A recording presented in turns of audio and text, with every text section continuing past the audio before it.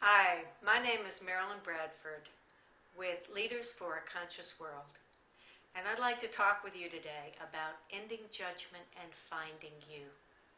So let's start with consciousness first. What is it? Lots of people talk about it, but nobody seems to be able to define it, except Gary Douglas of Access Consciousness defines consciousness as that which includes everything and judges nothing. Hence today's topic, ending judgment and finding you. You see, all of us are told from the beginning that the way we know who we are and what we need to do to be successful, and the best thing that we can do in this life to get by, is to judge everyone and everything nonstop. But you know what? That doesn't actually work. So let's look at what happens when you begin to judge. First of all, when you begin to judge everything as good or bad. That's what judgment is. It's coming up with this goes in the good category and that goes in the bad category, or variations of that. So for instance, you might judge, well, Sally is stupid. That would be in the bad category. And Brian, well, he's a hunk. That would be in the good category. Or vice versa. We're just using those for example. What happens when you judge Sally as stupid? Couple of things. First of all, from your point of view, you can't see anything else that Sally is except stupid. So Sally may be stupid in math, but brilliant in music, or in speaking, or in sports. But because you've already judged her as stupid, you can't actually receive her talents and abilities. You see, what judgment does is it puts that particular person or thing in a box, and nothing else can happen except what fits what's in the box.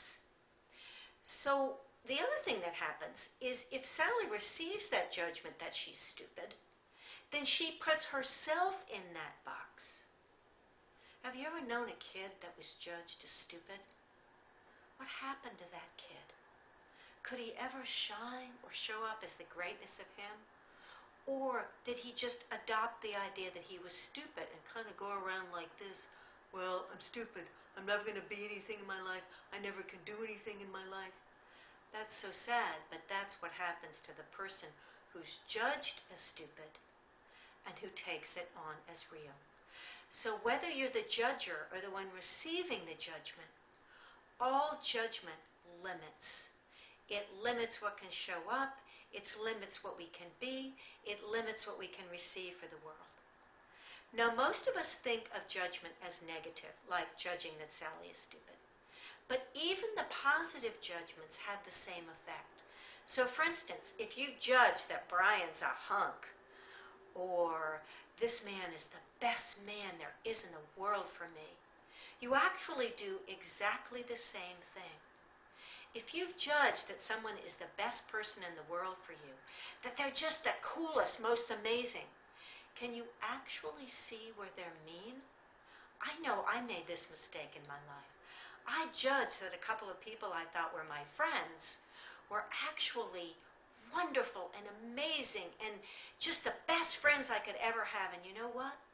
It cut me off from seeing where they were actually being mean and where they needed for me to be in the one-down position. Now, we can do that with people. We can do that with jobs. Like, this is the best job in the world, when actually it may be a 75% fit for you, but there could be another job that was 100% fit. So judgments cut off all of our possibilities of seeing anything else. Now, we've been talking about judging other people, or a little bit about receiving judgments. How about judging yourself? How many judgments do you have of yourself? Just stop and take stock for a minute. More than a godzillion or less than a godzillion? My guess is more than a godzillion, because most of us judge ourselves as 24/7. Oh, well, that was stupid. Oh, I shouldn't have done that. Oh, you know, I'm not very bright in that area. Oh, gosh, I'm just the most disorganized person in the world. Oh, my gosh, I couldn't possibly do that. Here's another interesting thing about judgments. Your point of view creates your reality. So if you're judging that you're disorganized or stupid, or you shouldn't have done that, or you could never be any good at this, or this, or that, or this, or that, guess what? That's exactly what you create in your life. Because, once again, your point of view creates your reality. So do you begin to see how judgment actually locks you in enormous limitations?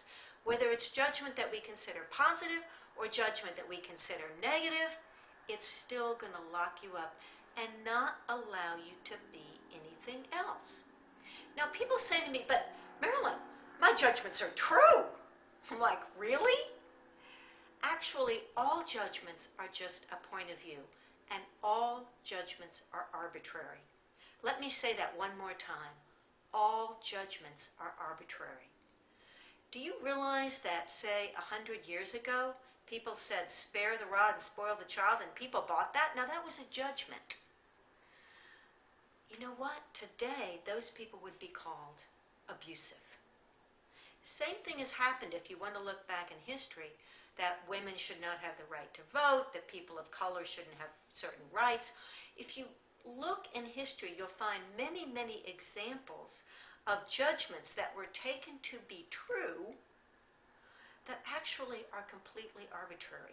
And sometimes it's easier to look back in history than it is to actually see that the judgments of you have of yourself or anyone else are also arbitrary. Now, there is a difference between a judgment and an awareness. And that's what I want to look at right now, because once you get that difference, you can begin to navigate this a little bit more easily. So I can say the same statement, it's a beautiful day, as an awareness, or it's a beautiful day, as a judgment. Now, what's the difference? Judgments always have a charge attached to them. That's a positive or a negative, usually what we identify as a feeling or an emotion. So, for instance, if I say, that man is abusing that dog, or that man is abusing that dog. One is an awareness, the first one. Perhaps he's beating the dog with a stick. Another is a judgment that what the man is doing is wrong and bad. Now, having had the awareness without the charge to it doesn't mean that I don't take any action. It simply means that I don't allow myself to get locked up by all the feeling involved in it. And I also allow myself to see what else is going on here, so that I might approach that man and go, you know, is there something else going on here? Could I be of service here? Could I do something? And I might find out that he's had a really horrible day, he's lost his wife, and he's taking it out on the dog. That's a very different approach. If I can approach him with awareness and no judgment, then that man is abusing that dog, and going and screaming and yelling and punching him or doing something like that. So the more we're willing to operate from awareness, not having a charge. Awareness is an interesting point of view. Awareness allows us to see everything from a lot of different angles, versus judgment, which always has a charge and leads us to not see other possibilities, the better off our life is going to be. Now, another thing about judgment and awareness is that awareness asks us questions, or it encourages us to ask questions, where answer is what judgment actually does. Judgment is actually always an answer for things. So, I mean, how many of you weren't told in school you had to have the right answer? This reality works on answer. So when you're moving into judgment, you're moving into answer, which once again shuts down all the energy. For instance, how am I going to get a new job? Oh, I'll go apply online. That's it. That's the answer. So you judge that applying online is the correct thing to do. Well, by doing that, you miss all of the other possibilities. For instance, maybe I could network. Maybe I could do this, that. So when you're in the awareness of something like, okay, is it expansive for me to get a new job? I just lost my job. Yeah, okay, so what could I do there? What else is possible here? Who else could I approach? Where can I look? When you're giving the universe questions, when you're operating out of awareness and not judgment, you actually generate and create more possibilities in your life. So all of this is by way of saying a couple of key points here. Remember that judgment is what you've been taught, and judgment is always arbitrary. Judgment leads to answer and puts you and everybody else in a box.